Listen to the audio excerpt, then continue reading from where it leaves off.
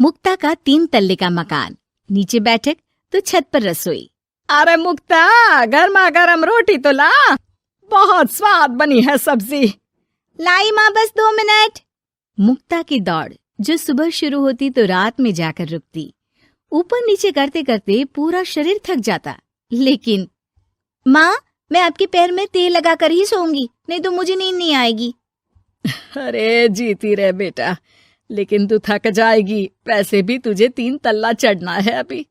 कैसी बात कर रही है माँ जी, मैं तो आज बहुत देर तक सोई थी, तो नींद कहाँ आएगी। सास को कब नींद लग जाती पता ही नहीं चलता। अगले रोज, अरे मुक्ता, जरा सामने ठेले वाले से आलू तो ले आ, 5 किलो पापड़ बना देती हूँ। होली आ रही है, मेहमान आएंगे तो क्या कहेंगे कि इन लोगों के घर तो कुछ बना ही नहीं। माँ, मैंने सब बना लिया है, आप चिंता मत करिए। होली वाले दिन दही बड़ा और पकौड़ों का इंतजाम भी कर लिया है मैंने। सास को लगता है जैसे उसे न जाने कितनी गुणी और अच्छी बहू मिल गई। एक दिन मुक्ता की बुआ सास उन लोगों के घर आती है। अरे भाभी, आपने तो हीरा बहू पाई है बिल्कुल। हर एक काम को ऐसे कर रही है जैसे कि रोबोट। एक हमारी है, 2 रोटी खिला दे तो गनीमत समझो। अरे हम तो बेटे को देख के सोच रहे थे कि कलवासा है, पता नहीं कौन शादी करेगा, लेकिन देखो जय दूध से फपकती बहू आई है। हाँ भाभी, आप तो लक्की हो, लक्की। तभी वहां मुक्ता आ जाती है। क्या बुआ, काहे की लकी, देखो ना कैसा शरीर फूला जा रहा है। अब तक तो एक बच्चा भी हो जाना चाहिए था। अरे हो जाएगा बहू, क्यों चिंता कर रही है। कर्म कितने अच्छे हैं तेरे, तुझे तो जुड़वा बच्चे होंगे, एक बिटिया और एक बिटवा। होता भी ऐसा ही है। मुक्ता को 2 बच्चे एक साथ होते हैं। मुक्ता, जल्दी से ऑफिस के लिए खाना बना दो, मुझे देर हो रही है। हाँ, लेकिन जरा ये छोटे वाले को तो पकड़ लो, तब तक मैं रोटी सेक देती हूँ। मुक्ता सारे घर का काम बड़े ही मगन होकर करती। क्या पति, क्या सास, क्या बच्चे, रिश्तेदार, सभी की जरूरतों का ख्याल वो बखूबी रखती। लेकिन भाई चांद को भी ग्रहण लग जाता है। वैसे ही मुक्ता को भी एक दिन लग जाती है किसी की नजर। दूर के रिश्ते की चाची कहती है, और बहन जी, आपकी बहू तो फुर्ते से काम करती है, बच्चा होने के बाद भी सारा दिन लगी रहती है। इसके हाथ का खाना भी इतना टेस्टी है, लगता है जैसे होटल का खा रहे।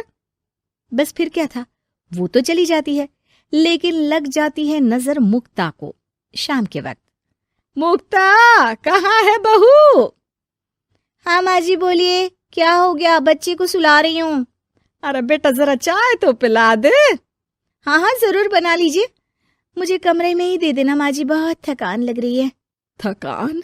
है भगवान, ये क्या बोल रही है, इसके मुंह से तो ये शब्द मैंने आज तक नहीं सुना। अगली सुबह, अरे मुक्ता, आज खाने का डब्बा इतना हल्का क्यों है? वो इसलिए क्योंकि मैंने सिर्फ रोटी और दाल बनाई है। अरे लेकिन मुक्ता, मैं तो नाश्ता, दिन का खाना, फिर शाम का स्नैक्स, फ्रूट, सलाद, ये सब लेकर जाता हूँ।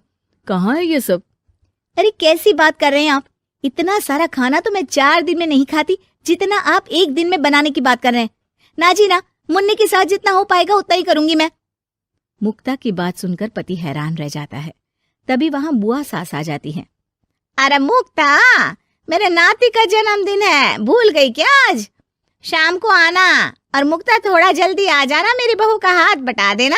किचन में वो तेरी तरह स्मार्ट तो है नहीं कि फट फटाक से काम कर ले। अरे बुआ, कैसी बात कर दी, फट फटाक से काम कैसे हो जाएगा, हम बहुएं हैं, रजनीकांत नहीं। बुआ देखो, आप काम के लिए पास के लल्लू हलवाई की बीवी को बुला लो, वो मदद कर देंगी, मैं तो नहीं आ पाऊंगी। बुआ सास को समझ में नहीं आता कि ये वो मुक्ता है जो 50 लोगों का खाना बनाकर भी चेहरे की चमक खोने नहीं देती थी। वही मुक्ता भी अपने कमरे में जाकर बिस्तर पर बैठ जाती है कि सास की आवाज आती है। मुक्ता, क्या हो गया बेटा, आज दोपहर के खाने की तैयारी नहीं करनी क्या? अरे माँ जी, अब नहीं होता मुझसे 3 तल्ले में ऊपर नीचे करना, आप लोग रसोई को ऊपर ही ले आओ। अरे पैरों में इतना दर्द होता है कि बता नहीं सकती।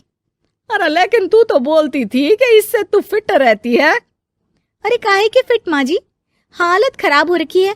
कौन ऐसा मकान बनवाता है कि जहाँ सोने का कमरा अमेरिका में है तो खाने का लंदन में। अरे रसोई बनानी है तो जाओ अफ्रीका। ना जी ना, मुझसे नहीं होगा इस घर का काम। मुक्ता की बदली हरकत किसी को समझ में नहीं आ रही थी। अरे ये मुक्ता को क्या हो गया है? मुझे तो लगता है इसकी माँ ने पट्टी पढ़ाई होगी। और ना जी ना, मुक्ता की माँ यानी मेरी समधन तो देवी है देवी। वो तो अपनी बेटी को ऐसे संस्कार दे ही नहीं सकती। मुझे माजरा कुछ और ही लग रहा है। तभी वहां मुक्ता हाथ में प्लेट और सब्जी लेकर आ जाती है। माजरा? किस बात का माजरा? खैर माँ जी, जरा ये सब्जी तो काट दीजिए, और हाँ, इसके बाद मैं आटा यहीं दे जाऊंगी, गूंद देना। हाँ हाँ, तू एक काम कर बेटा, गैस चूल्हा भी यहीं दे दे, बना भी दूंगी। अच्छा ठीक है, शाम को इसका भी इंतजाम कर देती हूँ। ये बोलकर मुक्ता वहां से चली जाती है। हे भगवान, ये तो वो मुक्ता है ही नहीं। अरे एक बार तो मुझे याद है, मेरे जूते भी इसने मुझे अपने हाथ से पहनाए थे। तभी सास के दिमाग की बत्ती जल जाती है। हाँ, कल वो कालिया की औरत आई थी ना, खूब तारीफ कर गई। उसके बाद से ही मुक्ता ऐसी हो गई है। फिर तो पक्का मान लो कि तुम्हारी बहू को नजर लगी है। एक काम करो, ये लो राई का दाना, दूर से बहू के ऊपर राम का नाम लेकर फेंक कर आ जाओ। जो नजर लगी होगी यूं भाग जाएगी। फिर क्या, होता भी ऐसा ही है। सास जैसे ही बहू पर राई फेंक कर वापस आती है, थोड़ी ही देर में मुक्ता भी आ जाती है। अरे माँ जी, आप ये सब्जी लेकर क्यों बैठी है? ना लाइए, मुझे दीजिए। और चाची, अब तक आपके हाथ में चाय का प्याला नहीं आया। रुकिए, मैं अभी लेकर आई। मुक्ता के जाने के बाद सास चैन की सांस लेती है।